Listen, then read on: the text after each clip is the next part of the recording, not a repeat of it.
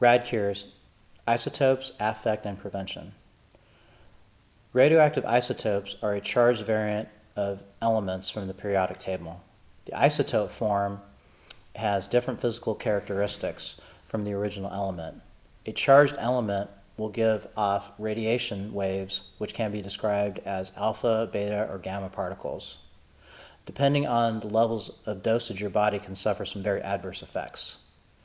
Radiation dosage, amounts measured, and radioactivity all have different functions, so you cannot always convert from one category to another.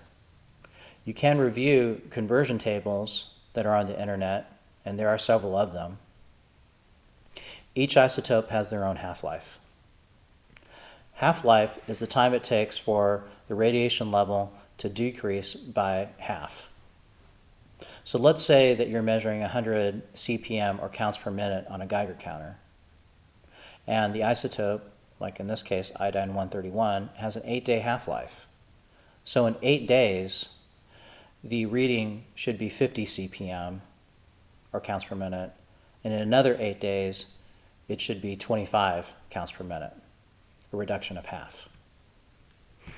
When a radiation event does occur, an entire cocktail of isotopes is thrown into the environment. Some are quite deadly, but have very short half-lives. Others can remain for hundreds of years, and can also be very dangerous as well. These isotopes mimic elements that the body thinks it needs to absorb. Some markers are very specific for radioactivity. For example, CS-134, cesium-134, has a very short half-life of only 2 years, but it's very specific for Fukushima. 3 of the most common isotopes that can be found after a nuclear event, such as Fukushima, are I-131, cesium-137, and SR-90, strontium-90. I-131 has a very short half-life, which we had stated at 8 days. It is known to cause Graves' disease, or sometimes known as hypothyroidism.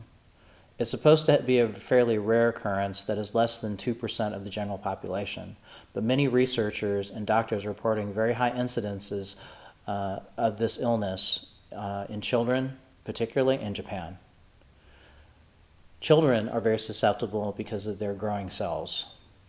Infected people will lose their thyroid and will have both endocrine as well as immuno problems. The endocrine system problems will lead to sudden weight loss and gain. Treatments can be taken through missing thyroid function that are prescribed by your doctor. I-131 mimics iodine, something that the thymus readily absorbs. Prevention of I-131 uptake is simple. You need to fill your thymus so that I-131 is not absorbed during a radiation event. But going to Walgreens and buying iodine tincture off the shelf is not going to help you. Nascent iodine or potassium salt iodine is necessary. It's important for you to understand that taking too much iodine is not good for you as well, so it's important to look at what the daily dosages of radiation are each day, which you can find on the Radcures map. Again, due to the short half-life of I-131, it's very difficult to measure. Most people will start having biosymptoms well past the first half-life. So measuring the bioassay in urine or blood makes it very difficult to diagnose I-131 poisoning specifically, since the isotopes will be gone. CS-137 is an isotope, or cesium-137, is an isotope that is a byproduct of a plutonium reaction. It's very deadly and very stable in water. The half-life is 38 years. CS-137 mimics potassium, which helps regulate cell membranes and water uptake, so it's spread throughout the entire body. Its internal half-life is 2 years, and the human body is fairly efficient at ridding it, as long as it doesn't get a lethal dose. It's very well known that chelating agents, Prussian blue, zeolites, can help flush this isotope from the system. CS-137 tends to bioaccumulate. Most of the recent studies done seem to be at the bottom of the food chain, such as plankton and seawater. Some of the folks at CSULB had done these studies. I would expect, like everyone should expect, these to be relatively low since bioaccumulation is not a factor in the study. It would be a stronger indicator of radiation levels if they went higher up the food chain by looking at tuna and looking at sharks as well. CS-137 typically will kill someone rapidly within about 1 month's time, though it has been associated with brain tumors. If you can flush the isotope out of the system and not bioaccumulate more isotopes, you might have a fair chance of survival. But then also, it has been known that CS-137 will also affect not only the brain, but other organ functions as well. CS-137 can be tested using bioassays as well as radiation counts, which is, again, bioassays are blood and urine. It's a very deadly isotope, and many tests have been performed on this. Externally, the half-life is makes it an ideal marker since it is 38 years.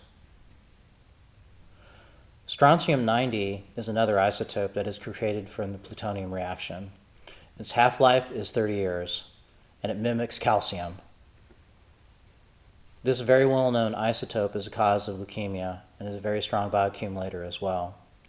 Nearly all government testing that has been done has not looked at this isotope at all.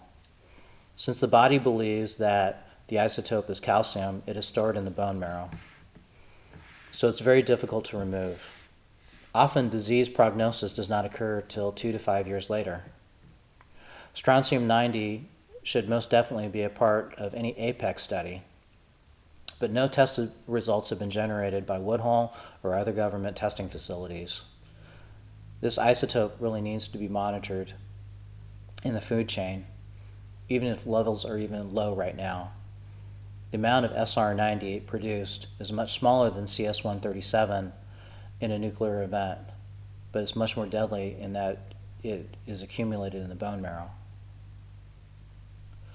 Since the American Cancer Society does not produce any cancer data until several years from the event, it's hard to say how much these isotope markers are affecting cancer rates. The latest data is only from 2010, so it might be another 4 years from even today for us to look at what the cancer rates are in 2014. Right now, the most prevalent cancer rates are breast cancer for women and prostate cancer for men. The distribution is near equal. One would expect increases in other types of illness because of Fukushima. That would be throughout all of North America. The key here is to create our own database of radiation levels today. Many people are suffering today, and people's behaviors can be modified if we can get the right information. A database needs to be created again that is not influenced by the federal government. We need to make decisions based on facts and the truth. We have the technology to find these answers today through analytical testing. Analytical testing is not cheap. We need funds to operate. What is more valuable? Working at an issue based on feelings, or spending some money and working with the real facts? I'm not asking for a donation. I'm asking for a contribution where you pick the sample towards the sample that you want to see analyzed. You pick, not me. Let's all be part of this committed movement towards finding the real solutions. People can spend a great deal of time and emotion, or you can spend a little bit of money and get the truth. That's a choice.